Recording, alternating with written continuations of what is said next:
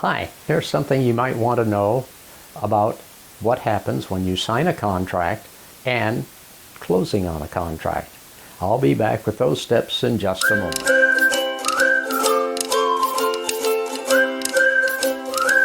Hello, I'm Errol Wards, Associate Broker with Landmark Realty in Hays, Kansas. And I'd like to tell you about how you can buy a home. And this is especially for probably first-time home buyers. What happens when you sign a contract, and how long does it take before you can close on the property? Well, let's take a look at those steps. What happens after you sign the purchase statement? Well, at that point, it puts you into escrow, and means that you and the seller have agreed upon a sale price and a closing date. And that information will be put into escrow, and it will be held in escrow until the day of closing. And then what goes into an escrow account? Well, an escrow account is money that you put forward, and that can be a percentage of the sale price, or it can be a fixed amount that says that you are in earnest in buying this home. It's called earnest money, and it means that you wanted to follow through and that you do want to buy the home. That money is given to a title company and held in escrow until the day of closing. At the day of closing, that money is returned to you, and you can use it for down payment or for some of your closing costs. Well, what do you need to do before closing? Well, there's a lot that you need to do. You need to first, if you're going to buy the home over time, pay for it over time, well, you need to get a mortgage, and you need to go to a lender and apply for a mortgage. And they will ask you a lot of questions. They will want to know your financial situation, so take all of your financial information with you. And what the lender will then do, they will order an appraisal, and they will order title work. Title work determines whether the person that you have a contract with can sell the home, and make sure that you get clear title to that property. And as I said, they will also order an appraisal, and they want to know whether the property appraises to the sale price.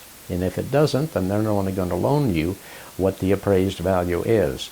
So most contracts will say that the home must appraise to or above the contract price. And so that's what happens after the lender orders an appraisal. What is an appraisal?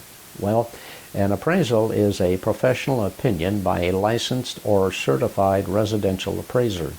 And what they'll do is go through your home, they'll look at the exterior of your home, and the lender may require them to look at certain things like chipped paint or handrails or safety issues that might be in the home. And they'll make their report and give it to the lender to review. And do you need an inspection?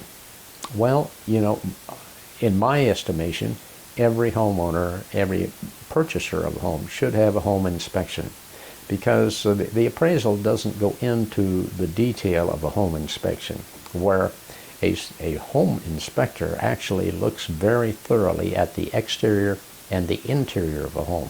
And they may find some things that, well, you did not notice when you walked through the home prior to signing the contract. And if there are issues with the home, then you can go back to the seller and say you'd like those things taken care of before you close on the home. You want to know how long it will take and when you can move in? Well, that all depends. Everything takes time.